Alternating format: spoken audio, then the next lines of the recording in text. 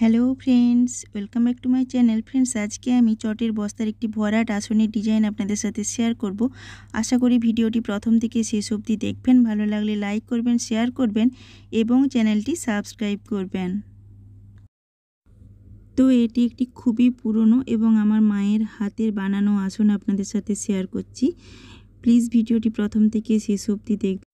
প্রথমে আমি দুদিকে দেখুন বর্ডার টেনে নিয়েছি এবং বর্ডার টেনে নিয়ে বাম দিকের কোণ থেকে আমি দেখুন লম্বালম্বি আমি 3টা ক্রস চিহ্ন তৈরি করছি।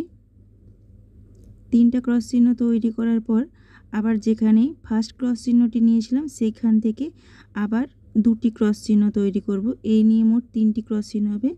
মিডিলের ক্রস চিহ্নটিকে নিয়ে 3টি করে ক্রস চিহ্ন তৈরি করব। তারপর কোণে 3টি ক্রস চিহ্নের কোণে দ্বিতীয় লাইনে একটি ক্রস চিহ্ন, আবার আর দিকের কোণে আবার একটি ক্রস চিহ্ন এবং মিডিলে একটি ক্রস চিহ্ন তৈরি করব। মিডিলে একটি ক্রস চিহ্ন তৈরি করার পর মিডিলের ক্রস চিহ্নটিকে নিয়ে আবার 3টি ক্রস চিহ্ন তৈরি করব লম্বালম্বি, আবার মিডিলের ক্রস চিহ্নটিকে নিয়ে আড়াআড়ি আবার 3টি ক্রস চিহ্ন তৈরি করব। তো এইভাবে আমি কোণাকোণি ক্রস চিহ্নগুলো তৈরি করব। কোণাকোণি ক্রস চিহ্নগুলো তৈরি করার পর আমি ঘর ভাগ করে নেব।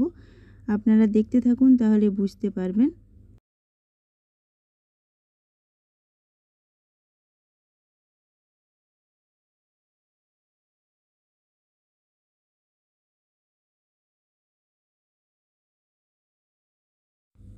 এইভাবে আমি 9বার বুনবো। দেখুন আমার 9বার তৈরি করা হয়ে গেছে।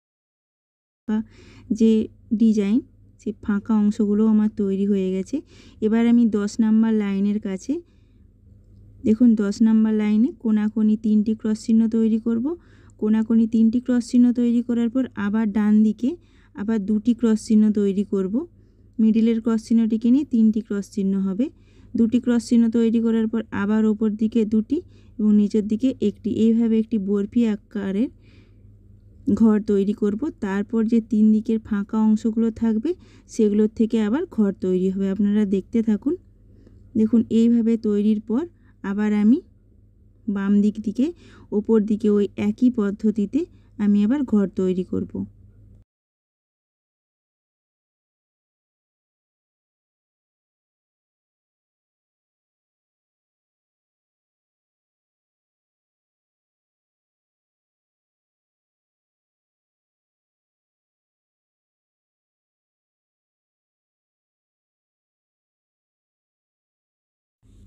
তো আমি দেখুন যে চৌকো আকৃতির ঘরটা তৈরি হয়েছে তার আমি বাম দিক দিয়ে তৈরি করছি।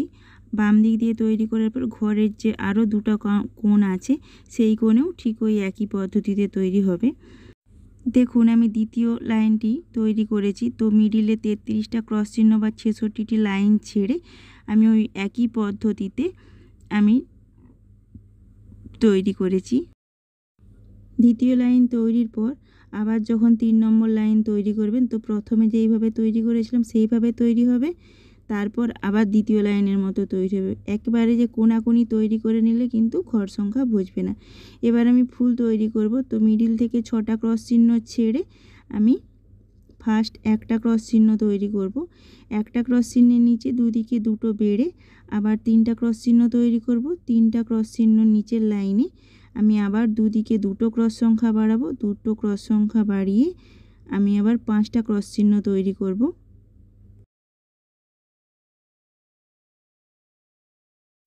5টা ক্রস চিহ্ন তৈরি করার পর আমি ভাগ করে নেব। তো আমি বাম দিকে একটি বাড়িয়ে 3টা ক্রস চিহ্ন তৈরি করব। 3টা ক্রস চিহ্ন করে আমি নিচের দিকে লেবেল সমান রেখে 4 লাইন তৈরি করব। 4 লাইন তৈরি করার পর 4 লাইন তৈরি করার পর বাম দিকে একটি কমিয়ে 2টি ক্রস চিহ্ন তৈরি করব। 2টি ক্রস চিহ্নের নিচে আবার বাম দিকে একটি ক্রস সংখ্যা কমিয়ে ডান দিকের লেবেল সমান রেখে একটি ক্রস চিহ্ন, তার নিচে আরেকটি ক্রস চিহ্ন তৈরি করব। পাপড়ির অর্ধেকটা অংশ তৈরি হবে। তারপর মিডিলে একটা ক্রস চিহ্ন ছেড়ে আমি আবার বাম পাশে যেইভাবে অর্ধেকটা পাপড়ি তৈরি করেছিলাম ডান দিকেও ঠিক ওই একই পদ্ধতিতে পাপড়িটি আমি তৈরি করব। তারপর মিডিলে যে হলুদ কালারের ভরাটটা আছে দেখুন, তো ফার্স্ট দুটা ক্রস চিহ্ন তৈরি করার পর তার ওপরে আবার